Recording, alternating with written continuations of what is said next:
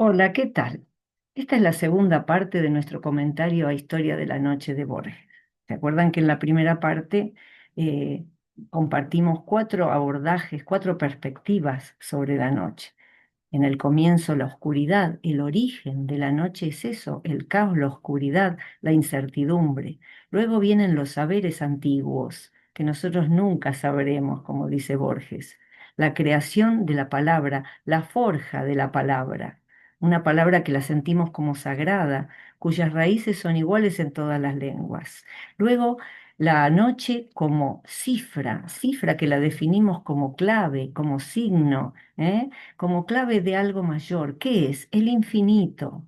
¿Eh? Y por último, la noche como mito. ¿Cuál es el mito que se le atribuye? Y en este caso, como nos dice Borges, ser la madre de las parcas, las musas, no, las moiras para el mundo griego, las artífices del destino, las que tejen el destino.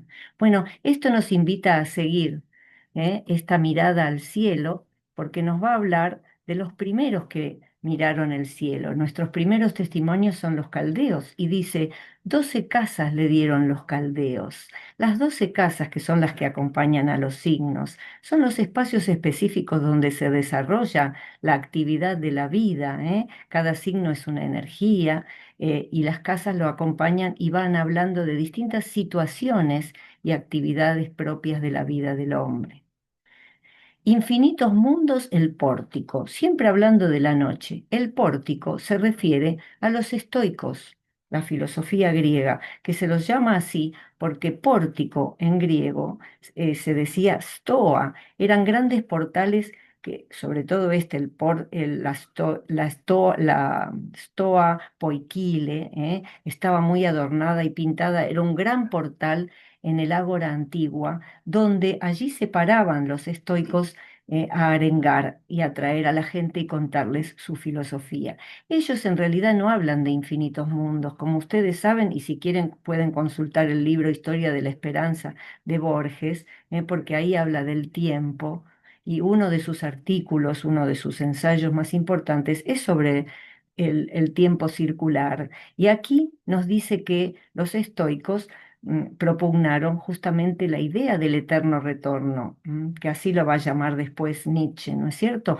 Quiere decir que en realidad no, acá Borges es, como siempre puede ser sutil y nos da una idea, pero tenemos que profundizarla un poquito. No es que haya infinitos mundos como otras estructuras filosóficas creían, sino que es el mismo mundo que muere y renace, ¿eh?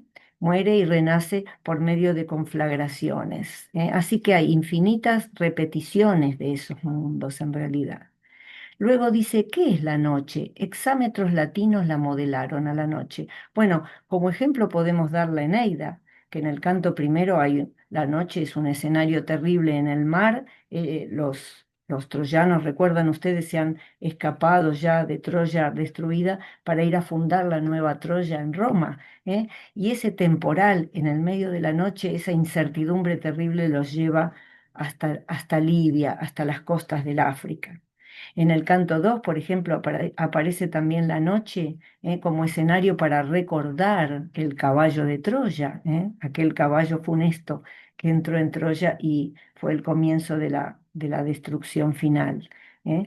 Después también en el canto 4, por recordar algo más favorable, la noche es cómplice de los amantes Dido y Eneas. Bueno, la noche modeló los hexámetros. La noche ayudó, sirvió de musa a los poetas, en este caso a Virgilio. Y por último, el terror de Pascal, el gran matemático y científico del 1600, no solamente cuando hablaba de matemáticas y de ciencia, también sentía en su corazón, se permitía sentir un terror ante la vacuidad, ante el espacio vacío, ante el infinito. Siempre la noche nos despierta ese infinito.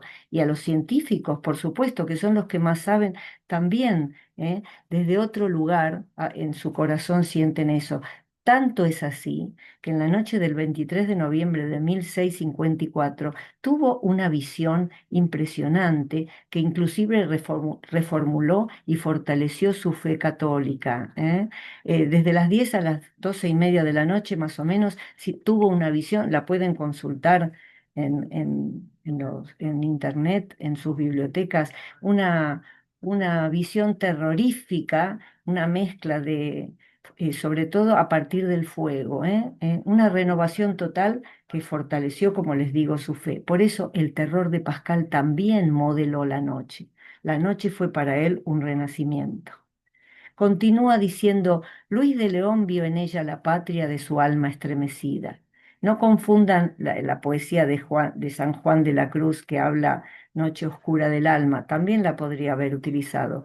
Aquí, Fray Luis de León, en un poema que se llama Noche tranquila, compara esa noche estrellada, luminosa y tranquila con la noche del mundo en el que él vive, que él se compadece, ¿eh? Y quiere que ese mundo nocturno, negro, terrorífico, se asemeje más a esa noche tranquila. Ahora la sentimos inagotable como un antiguo vino, y nadie puede contemplarla sin vértigo y el temor la ha cargado de eternidad. Bueno, aquí esta última comparación. Ahora, nosotros, ¿cómo es que la compara con un vino? Bueno, dice inagotable. ¿Por qué inagotable? Porque un buen vino, representa eso, representa ritual, representa antigüedad. Desde el comienzo de los tiempos ha acompañado no solo los rituales y las ceremonias, sino también hoy lo hace, ¿no es cierto? Desde ese punto de vista es inagotable porque nos rememora todas las ceremonias realizadas por el hombre, todos los compromisos. Después, antiguo vino, justamente por eso nos vuelve a llevar a las ceremonias más sagradas.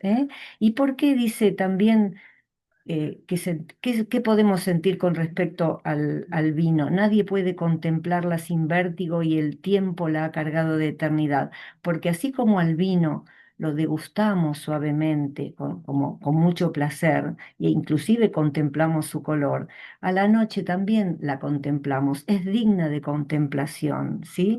Y esa contemplación hace que volvamos a ser como los caldeos, que vieron todos los signos del zodíaco y como los mitos que creyeron que allí estaban los dioses, y en este caso las diosas del destino tejiendo nuestros destinos, sino también que para Borges es cifra de ese infinito. Aquí ese infinito se transforma en la palabra eternidad. Nadie puede contemplarla, es la emoción. Y antes de leer los últimos dos versos, hacemos un pequeño resumen de esto. Fíjense, todos estos detalles que hemos leído hablan de lo que despierta la noche en relación con la creatividad y con la inteligencia del hombre, ¿sí? La imaginación del hombre. En este caso, compararla también con un buen vino es algo muy cotidiano, ¿eh? Es el ritual mítico de los sacrificios antiguos en relación con cada acontecimiento nuestro que compartimos con un buen vino. Y para terminar, dice Borges, dejando un pequeño espacio como ustedes pueden ver, y pensar que no existiría sin esos tenues instrumentos, los ojos. ¿Qué querrá decir aquí? Bueno, aquí habla de justamente, si no tuviéramos los ojos, ¿qué es lo que le pasa a él que está ciego? Eh, no podríamos percibir la noche de esta forma tan encantadora y tan rica y tan imaginativa. Si no existieran estos ojos, que son instrumentos porque son los que nos permiten percibir, y además justamente son instrumentos, son tenues, porque son delicados y sobre todo para él que prácticamente no ve, pero son instrumentos porque se adecuan a la noche para que podamos percibir. Y no solo eso, los ojos son la entrada del alma que nos permite percibir e intuir la noche de todas estas maneras que él nos lo ha contado. Bueno, yo quiero que ustedes me cuenten qué es para ustedes la noche, qué representa esta historia que nos ha regalado Borges a partir de este poema, porque lo importante es esto, nosotros como lectores y el lunes, en recuerdos de su natalicio, se conmemora el Día del Lector, nosotros lectores, ¿qué opinamos?